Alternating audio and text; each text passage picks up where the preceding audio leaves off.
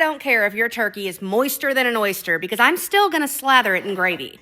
Let me show you my foolproof way to make the best turkey gravy. Now, a good gravy starts before the turkey hits the oven. You got to roast your turkey in a pan. You're going to throw in some onions, celery, carrots down into the bottom of the pan, and then you want to stuff your bird with plenty of fresh herbs. This is where your gravy is getting its flavor, so be generous.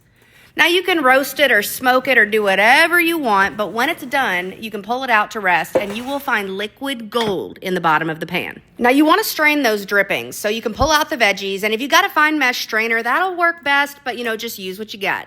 I also like to use a fat separator just to make my life easier, but if you don't have one, that's also fine. As the liquid sits, the fat will rise to the top, and you can just skim it off with a spoon. Now, in a pan, you're going to make a quick roux with like a half a stick of butter and a few tablespoons of flour. We're not making a gumbo here. You don't need to let that roux get dark. Just let it thicken up to get rid of that flour flavor.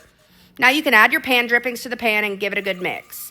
Now, it should be looking thick and pasty, but that is exactly what you want.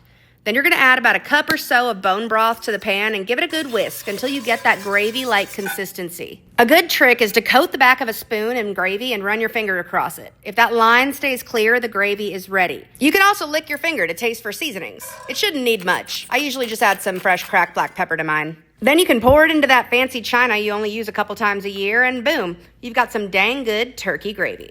Let me know if you try it. Okay, bye.